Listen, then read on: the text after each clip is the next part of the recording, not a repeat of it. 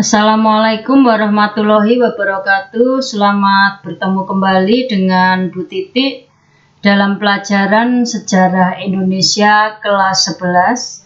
Anak-anakku semua, bagaimana keadaan kalian saat ini?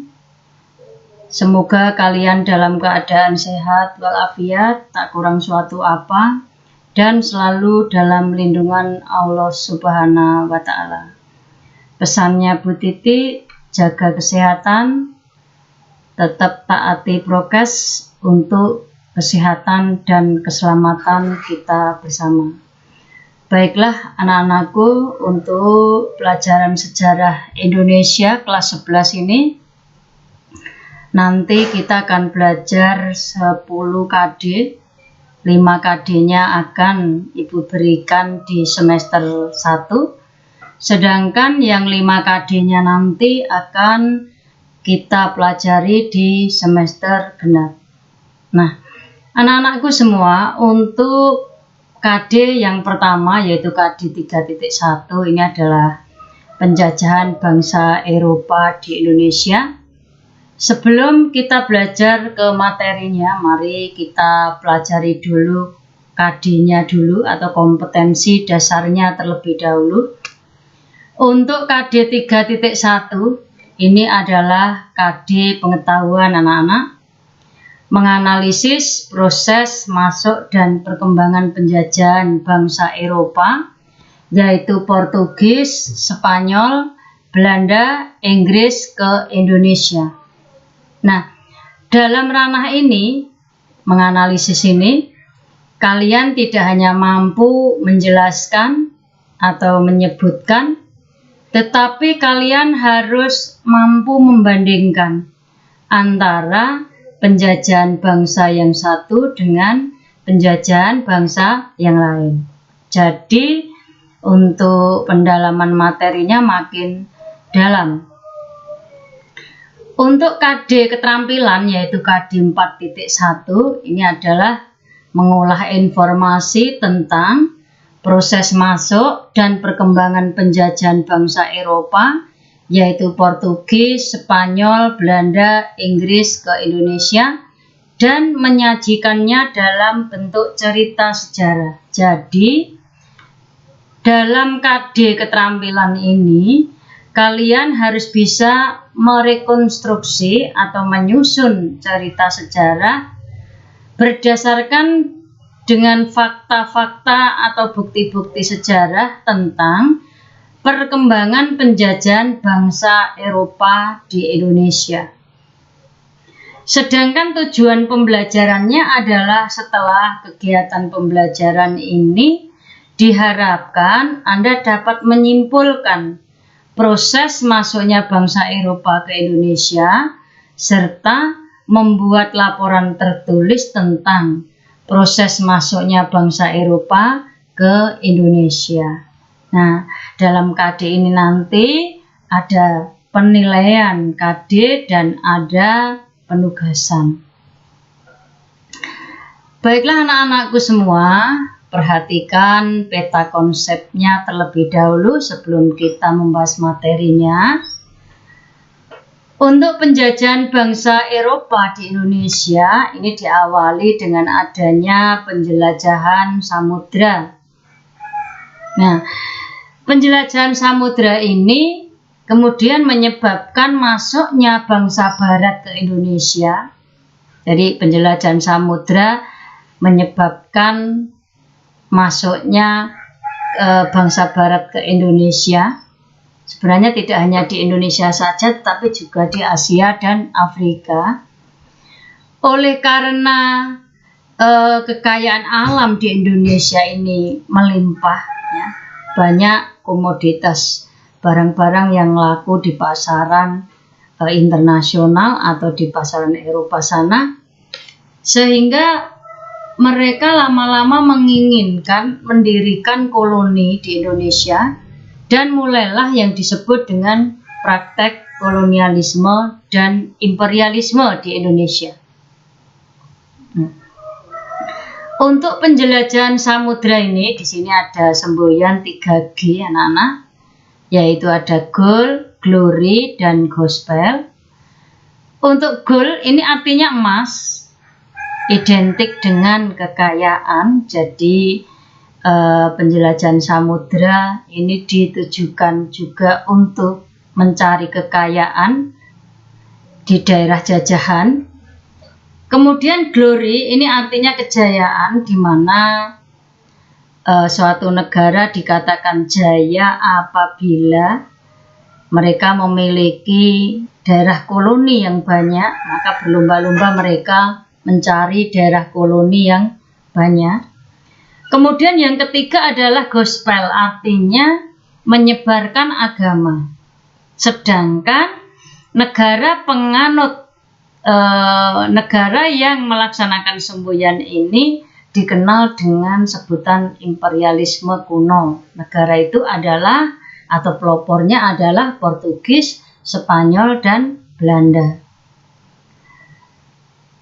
Kedatangan bangsa Barat ke Indonesia selain Portugis, Spanyol, dan Belanda, ini juga ada Perancis dan Inggris. Di mana untuk Perancis dan Inggris itu dikenal sebagai negara imperialis modern atau menganut imperialisme modern.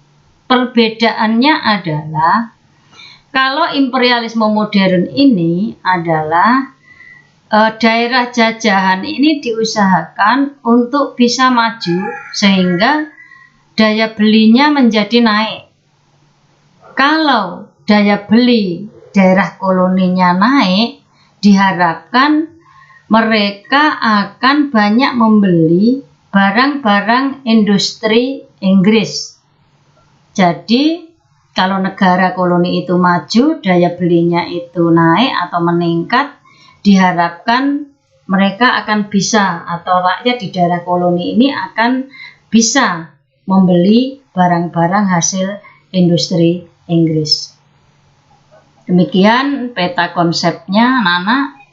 Mari kita lanjutkan ke materi berikutnya. Untuk penjelajahan samudra ini ada 2 materi nanti. Yang A ini latar belakang kedatangan bangsa Eropa ke Indonesia.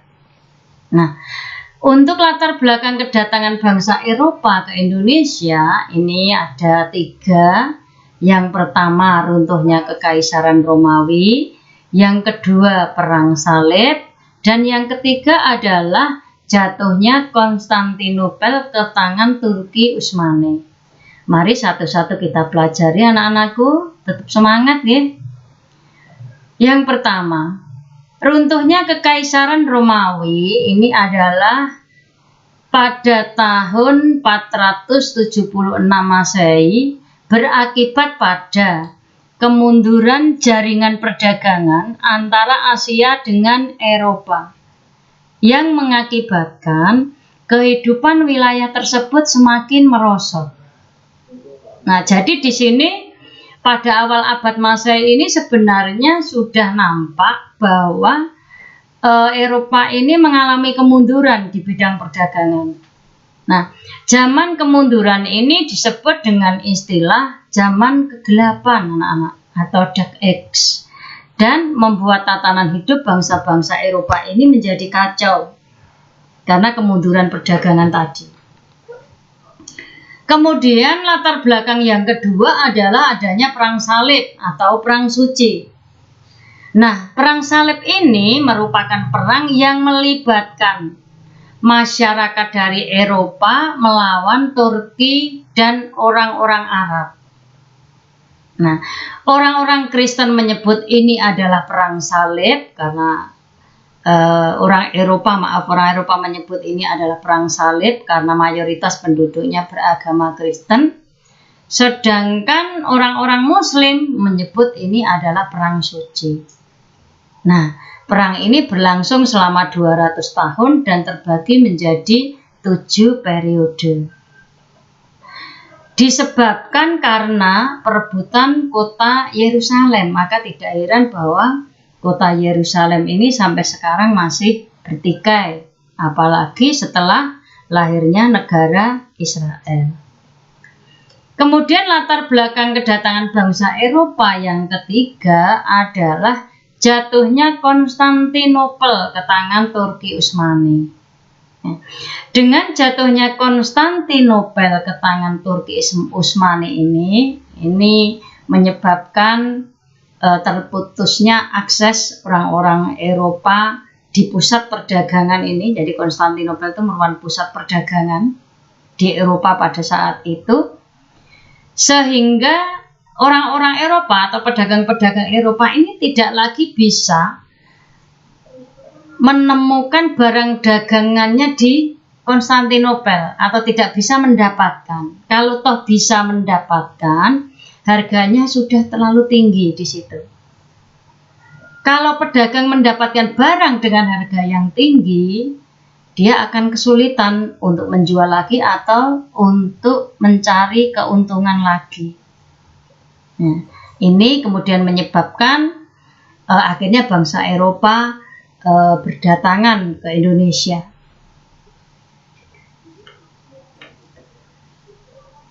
Kita kembali pada perang salib tadi, anak-anak, perhatikan.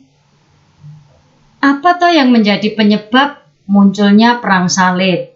Yang pertama, larangan bagi peziarah-peziarah Kristen untuk mengunjungi Yerusalem. Saat ini Yerusalem sedang dikuasai oleh orang-orang Islam. Yang kedua, jatuhnya dinasti Umayyah di Spanyol yang telah 7 abad berkuasa. Kemudian yang ketiga adalah Paus Urbanus berusaha untuk mempersatukan kembali gereja Roma dengan gereja di Romawi Timur seperti di Konstantinopel, Yerusalem, dan Alexandria. Perang salib ini berdampak, anak-anak. Jadi ini ada dampak perang salib.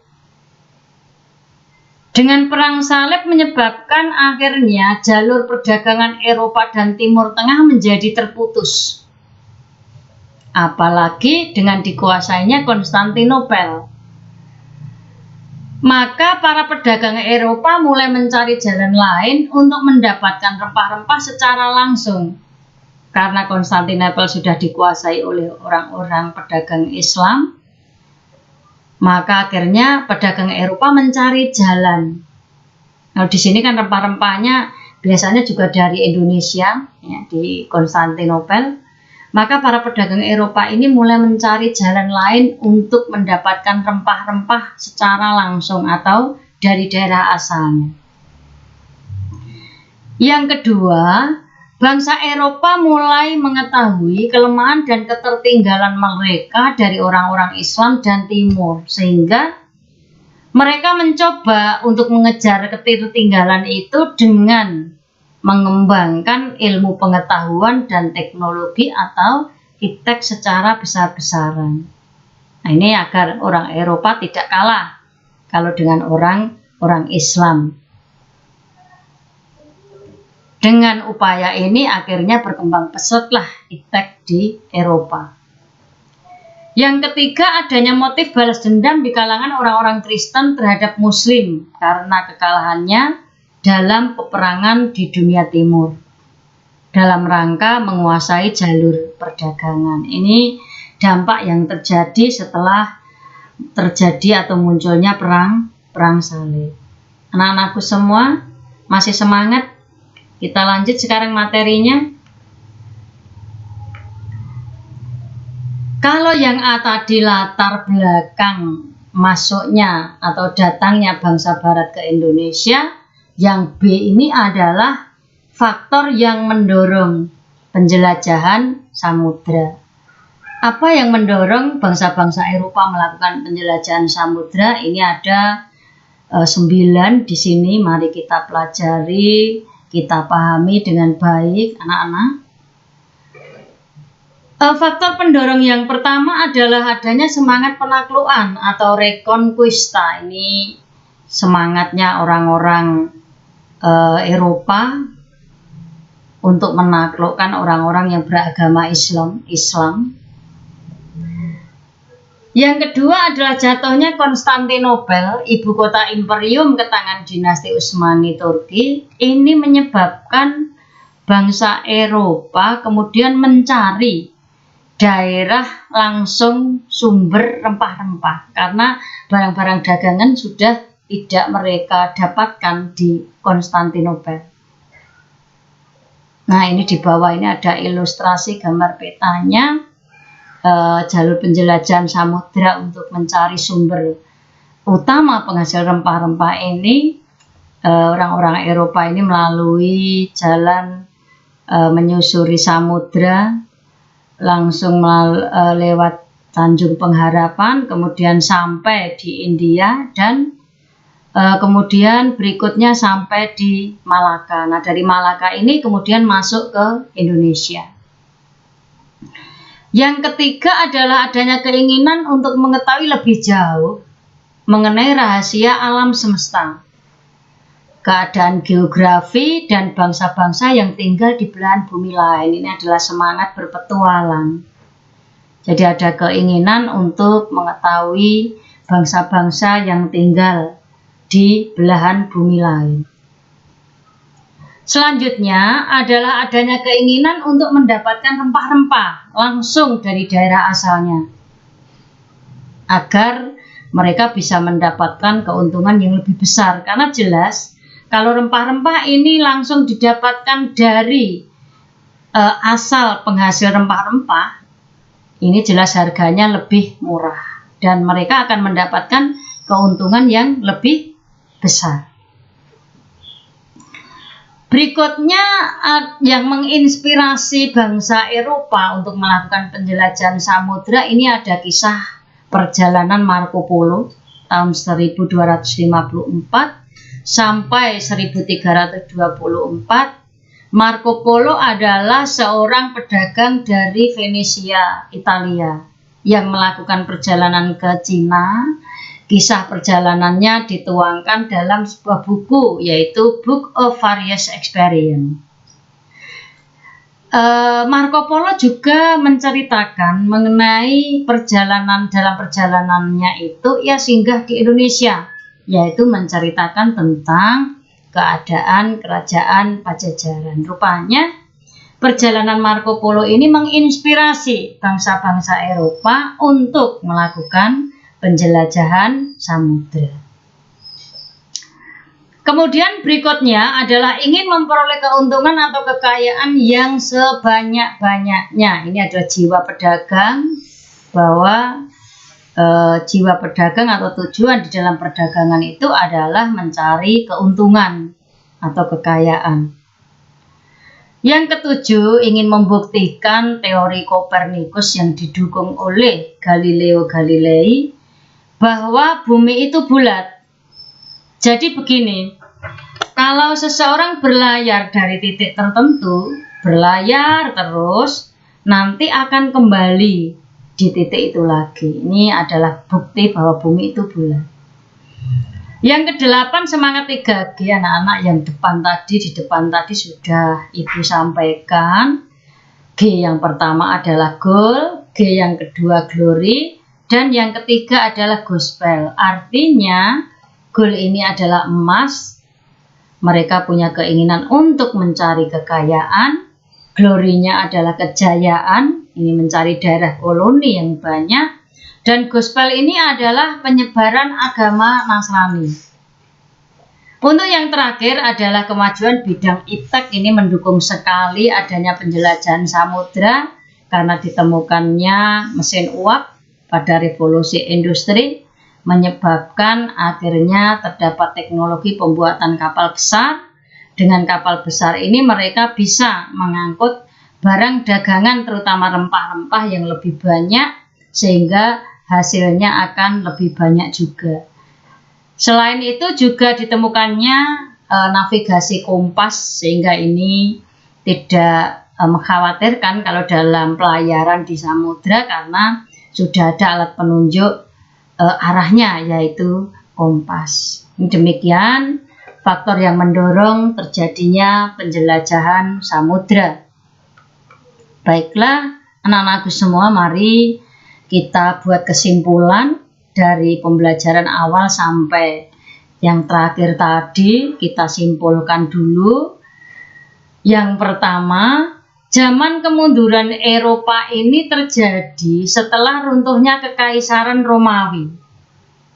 Zaman ini juga disebut istilah zaman kegelapan atau Dark Age, dan membuat tatanan hidup bangsa Eropa menjadi kacau. Yang kedua, Perang Salib merupakan perang yang melibatkan masyarakat dari Eropa melawan Turki dan orang-orang Arab. Disebut Perang Salib, yang menyebut itu adalah orang Kristen, sedangkan orang Muslim menyebutnya ini Perang Suci. Yang ketiga, jatuhnya Konstantinopel ke tangan Turki Utsmani menimbulkan kesulitan bagi bangsa Eropa, khususnya di dalam bidang perdagangan, karena para pedagang dari Eropa ini tidak bisa mendapatkan akses untuk berdagang di kota pelabuhan Istanbul atau dulunya disebut Konstantinopel.